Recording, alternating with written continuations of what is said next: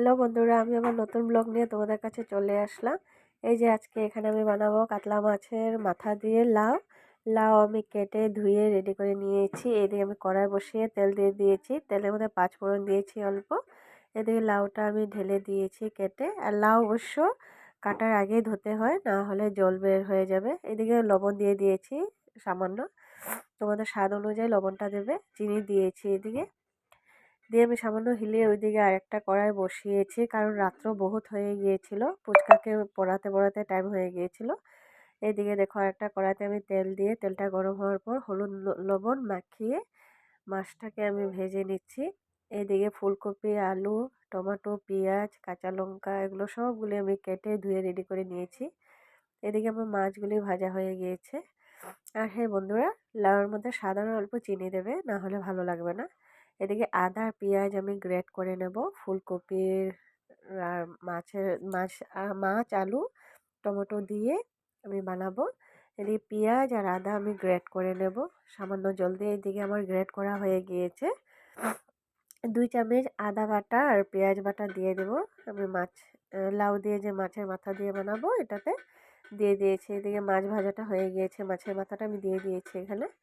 4টা কাঁচা লঙ্কা কেটে ছিঁড়ে দিয়ে দিয়েছি আমি। দেখেছো বন্ধুরা, অল্প সামান্য 5 মিনিটের মতো সাঁতলাবে। তারপরে হলুদ দিয়ে দেবো, অল্প সামান্য জিরা দিয়ে দেবো। জিরাটা অবশ্য তোমাদের স্বাদ অনুযায়ী দেবে, না হলে বেশি দিলে সেন্ট আসবে, ওটার জন্য। এদিকে সামান্য গুঁড়া মরিচ দিয়েছি, কারণ লাল হবার জন্য, কালারটা সুন্দর আসবে। কারণ কাঁচা মরিচ দিয়েছি আমি ওটার জন্য, না হলে বেশি ঝাল হয়ে যাবে। এদিকে আমার মাছগুলো সবগুলি ভাজা হয়ে গিয়েছে। আর হ্যাঁ বন্ধুরা, আজকে মাছ বেশি ছিল না, কারণ কালকেও খেয়েছিলাম, বড় একটা মাছ এনেছিল ওটার জন্য। তো আমি ভাবলাম আরও 3 পিস আছে, কি করব, ফুলকপি আলু দিয়ে রেসিপি বানিয়ে নিই। ফুলকপি আলু দিয়ে আজকে তরকারি বানিয়েছি। এদিকে আমার লাউটা হয়ে গিয়েছে। 10 মিনিট সাঁতলানো হওয়ার পর আমি এদিকে সামান্য ধনিয়া পাতা দিয়ে নামিয়ে নেব বন্ধুরা।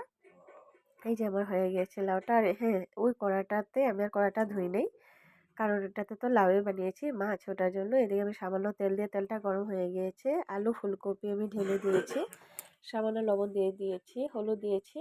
আমি 5 মিনিট আমি সাঁতলাবো, যতক্ষণ নাকি এটা আলুটা আর ফুলকপিটা সেদ্ধ না হয়। এই যে দেখেছো বন্ধুরা, আমার সুন্দর হয়ে গিয়েছে সেদ্ধ। এই যে আলু সেদ্ধ হয়ে গিয়েছে, ফুলকপি হয়ে গিয়েছে, এখন আমি নামিয়ে নিব। এদিকে তেলের মধ্যে আমি সামান্য কালো জিরা দিয়েছি, টমেটো দিয়েছি। এখন এদিকে সাঁতলিয়ে আমি মশলাটা যে করেছিলাম, আদা আর পেঁয়াজ বাটাটা, এটা ঢেলে দেব। দিয়ে 5 মিনিট পর আমি লবণ দিয়েছি, হলুদ দিয়েছি, জিরা গুঁড়া মরিচ দিয়েছি, দিয়ে আমি 5 মিনিট সাঁতলিয়ে আমি ঢেকে রেখেছিলাম 5 মিনিট। এই যে দেখেছো, সুন্দর তেল বের হয়ে গিয়েছে আমার মশলাটা, সুন্দর কালার চলে আসছে, সুন্দর কালার চলে আসছে বন্ধুরা।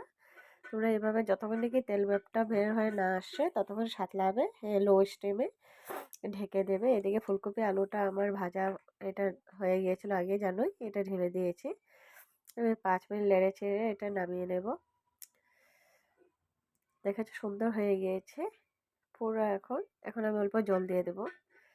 জলটা অবশ্য আমি আজকে বেশি ঝোল দেবো না, এটা হয়েছে তোমাদের ইচ্ছা, তোমরা কি গ্রেভি টাইপের বানাবে না ঝোল দেবে। আমি এতটুকু সামান্য জল দিয়েছি, কারণ মাছও বেশি ছিল না, 3 পিসই ছিল, ওটার জন্য।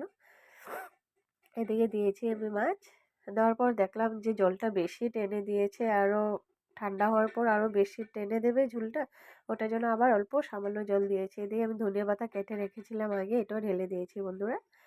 তো তোমাদের কাছে আমার রেসিপিটা কেমন লেগেছে বন্ধুরা বলবে।